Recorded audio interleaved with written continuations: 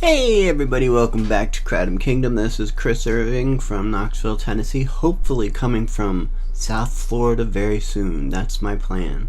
I have a very good friend that lives in North Palm Beach, Florida, which is almost as south as you can get, besides Miami. And it is where I grew up, where I became Chris, where I became straight edge, where I started playing in bands. I mean, it's my home, and I'll always see it that way. I can get around there because everything there is north, south, east, and west. And the ocean is always on the east, and it's really hard not to know where the ocean's at. And all the road names make sense, like first, second, third, fourth. Not like or Cecil Johnson's Road, like just some guy that used to own a farm and they put a road through his farm, so they named it after his name. No rhyme nor reason. Lanes, pikes. I mean, none of that makes any sense here. A road. I mean, everything is Ball Camp Pike. There's 4 roads in Knoxville called Ball Camp Pike. So which Ball Camp Pike am I supposed to be on to go visit my doctor? I mean, none of that matters. Let's talk about kratom. So is kratom, in fact, an opiate? It's a very, very controversial and difficult issue to discuss because, on the one hand, some scientists consider it so, but just because the alkaloids, the Mitragyna speciosa, other alkaloids, interestingly, are nicotine, caffeine, and opiates. But there's no opiates in kratom. I mean, there's no opiate alkaloids. They've searched they've searched kratom over and over again, and there's no opiate named alkaloids. It's Mitragyna speciosa and 7 Mitragyna speciosa, and those are the active ingredient in kratom, and they have an effect where they bind to the receptors in your brain, which are the little neurons in your brain that take these alkaloids and affect your body. If you take caffeine alkaloids, it stimulates you, it gives you energy, it makes you feel awake and alert. Not if you take too much caffeine, I guess it can be dangerous because your heart could beat too fast. But if you take too much of anything, it can be dangerous. Let's just be honest. Smoke too much, it's gonna possibly give you lung cancer, damage your lungs, damage your throat. We all know the risks of taking too much of something. Too much alcohol destroys your liver. Too much Mitragyna speciosa, you can become addicted to it. I'm just being honest with you. But not addicted like an opiate addicted. The FDA, the Federal Drug Administration, warns that kratom, the alkaloids in kratom, can cause respiratory distress just like opiates do, and make your breathing slow down. And so if you take something else that does the same thing, like I take anxiety medication that does that, and if I take that and then if I took a ton of those benzos and took a ton of kratom at the same time, yeah, it could slow my respiratory rate down, but I'm smart enough not to do that. And I've never done it. I mean, I'm not gonna lie, I have done it, and I've never really had any respiratory problems from it, to be honest with you. I'm just being honest, my opinion. Disclaimer, this entire video is based on science and some of my experiences and opinions, which after 15 years I've done a lot. I have a lot of experience with it. So we have these neurons in our brains that accept these alkaloids from the substance we're putting in our bodies. And the Mitragyna just happens to attach to the same receptors that opiates do. I don't know the name of the neurons, it's really not important, but there's a opiates specifically attract to a mu receptor, which makes you feel euphoria and takes away pain and gives you a little a little energy sometimes. It doesn't really do it for me anymore. Well, certain strains do, but that's neither here nor there. We're talking about opiates. And if you take a drug test, urine test specifically, or blood test, you're going to come clean for opiates. I've done it several times. With my health conditions, I've been tested. My blood's been tested once a month. And because I take benzos, or I have taken narcotics in the past, prescribed, I've had to take drug tests every time I went. And I drank kratom religiously, and I've never failed a drug test. Recently, I just took a urine test a month ago, and my morning routine is about 10 grams of kratom, and no water, no coffee, nothing else, just kratom to take away all my aches and pains, and because I like the way it feels. And I asked my doctor, was there anything in my urine that would say that I was taking a drug? And he said, no, your drug test comes back as clean as someone who has never taken a drug in their life. I have no worries about you being a drug seeker.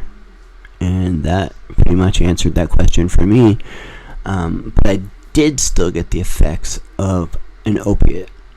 And if you're trying to get off of opiates, it's a game changer, because it still attaches to those neurons, but it doesn't make you, it's not as strong, it's not like takes you out of the world and makes you a zombie and makes it so that you'll kill to get it again. If I don't have enough if I run out of kratom, I get tired, shaky, frustrated, irritated, but I don't get full-on opiate withdrawal like somebody would getting off of heroin or narcotics or oxys or whatever. So I've researched many people. Some scientists say no, there's no opiates in kratom. Some say because it acts as an opiate, it's an opiate. If it looks like a duck, it quacks like a duck, it's a duck. If that's your opinion on life, then yeah, kratom is an opiate. But if you're scientific like I am, and there's nowhere in the list of alkaloids does it say opiate, then it's not an opiate. And anything in moderation is okay, except heroin or narcotics, because they're just too addictive, too strong. And in fact, it's been used in Southeast Asia for hundreds of years because there was such an opiate proliferation. Opiate plants were everywhere there, and the Thailand government could tax it because they didn't have classifications of drugs or illegal drugs. It was just a plant that grew in people's farms, and they would take it and they would get addicted to it, and so they would tax it. They would say, if you sell these plants to other people, we're going to tax it. And they would make a lot of money in Thailand for that. Then eventually the farmers found this herb called kratom off of a tree on their farm that eased the pain. They would take it before they'd go to work because their work was very difficult, and they would ease their pain with it and needed less opiates. And when people found out they needed less opiates, they didn't have to pay for opiates. There were there were forests of kratom trees, and they could just take a leaf off this tree and not need to buy opiates. And the government lost a lot of taxes. So guess what they did? What any greedy government agency would do, they made it illegal. And fortunately the trees were natural, they grew there, and a couple of farmers kept them hidden, and brought it back again, when the rest of the world found kratom and they found out that it was a viable crop to sell from their farms. And I'm going to show a couple of videos of how it's processed on the farm towards the end. And I'm going to end it right now because that's basically the argument. Two camps. If it looks like a duck, it quacks like a duck, it's a duck. If it feels like an opiate and acts like an opiate, it's an opiate. Scientific view. If there's no alkaloid in it called, like the same alkaloid in an opiate plant, then it's not an opiate. You know what I mean? An opiate has a specific alkaloid in it called opiate. It's more like a caffeine, you know? I mean, it gives you the same kind of effect, you know, and the same kind of danger. And I've been drinking it for 15 years. They say it causes seizures.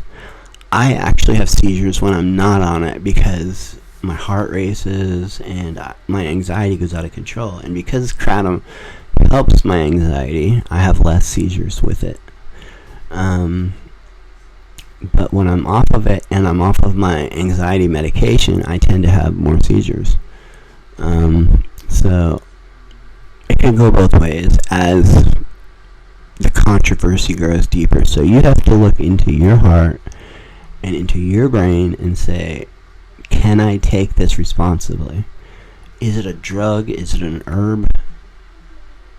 Marijuana has been in the same, or cannabis has been in the same boat for years and years and years and years and years, and now the United States is finally finding out it's not a dangerous drug.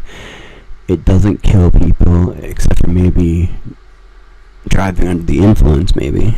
But you can smoke or take tons of cannabis edibles, and it alleviates your stress.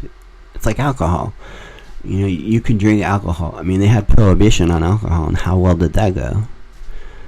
So, do you really want a prohibition on kratom?